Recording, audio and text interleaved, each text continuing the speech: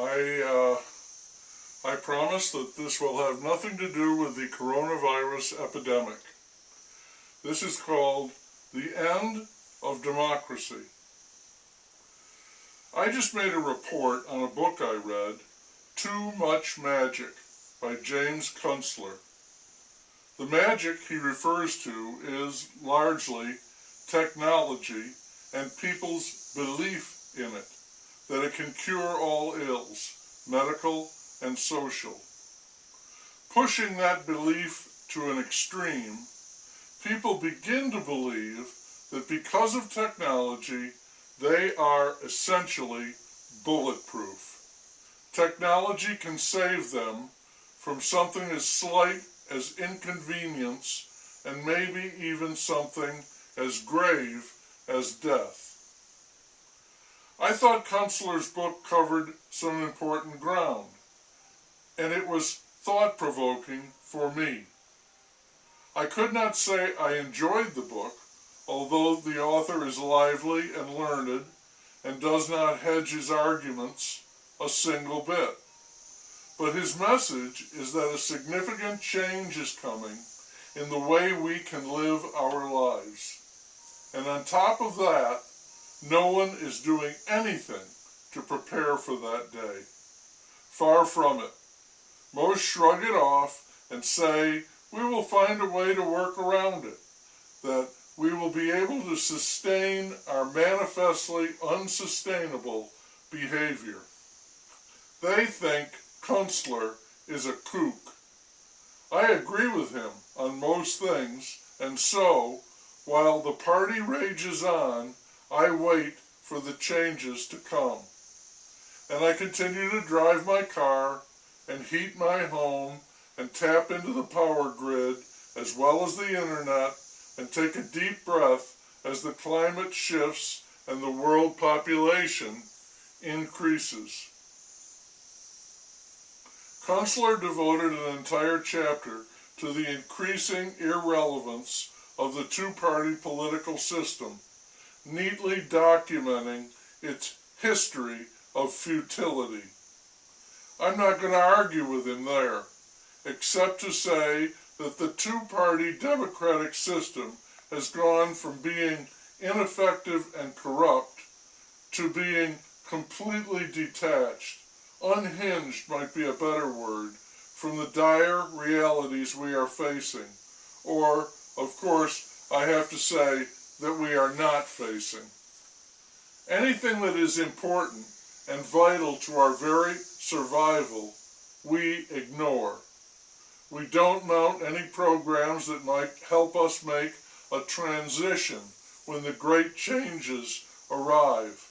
We simply do not think about them, not even theoretically.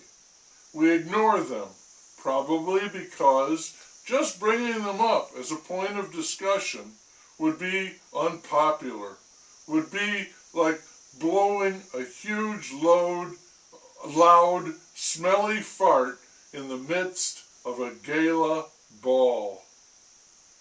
The present political situation truly astounds me. I did not think it would get this bad. By any measure, it's insane. I used to think that the ineptness, vanity, and petty concerns were all fodder for humor.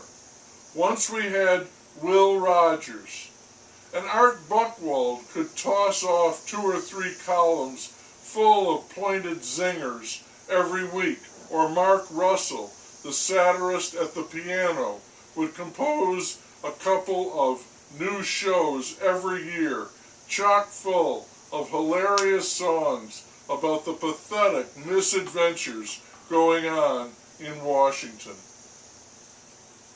My problem now is that I don't find this funny anymore.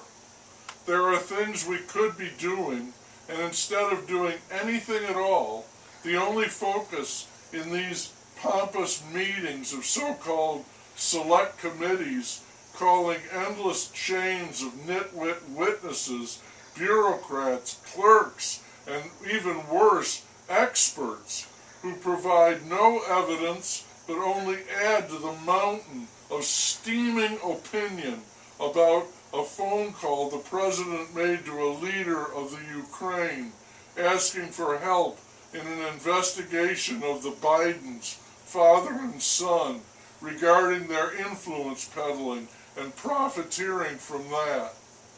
The president has betrayed his country. The president is a traitor. The president is a liar and a cheat. He is certainly a candidate for impeachment, having committed high crimes and misdemeanors. For his part, the president, belligerent as ever, fires off his daily flurry of nasty Twitters and tweets, mocking anyone who moves against him, suing to keep his financial affairs out of the public record, but why go on? Kunstler would call this a clusterfuck, and it is. It's a sideshow, and it's not funny to me because there is work that might be attempted. Triage. We will not do it. We will continue to whip this froth and the media will report on it. We'll continue to act as if it is of momentous import. It's history in the making. Call the next witness. The classic figure of the clueless leader is Nero fiddling while Rome burns. What we have now, collectively, makes Nero look like an engaged and caring figure. I've been told that Plato wrote somewhere in the Republic that democracy will eventually end in despotism. That is a dark prediction, very ominous. But when democracy degrades into what is now a democracy, I can see reality breaking it into tiny pieces, and in the chaos, a leader emerges who gets his way by exercising cruel power. We are not yet at that tribal intersection, but what I can see now is the end of democracy, replaced by an interim core of would-be leaders, bubbling up as a plutocracy. No, it's not Disney's Pluto, or Pluto of the underworld, or Pluto the dismissed planet. Instead, it's the devil of money talking. Big money, big talk. Perot started it, a nearly comical figure, with his squeaky voice, jug ears, and his giant sucking sound. Donald Trump, for all his drawbacks, somehow he nailed it. Now Michael Bloomberg and some other multimillionaire, Tom Stever, are buying TV and internet time, asking us to join their crusade to drain the swamp or flush the toilet or whatever filthy metaphor we're using now. We need saving, and magnanimously the rich people are going to step forward and save us. The despots cannot be far behind.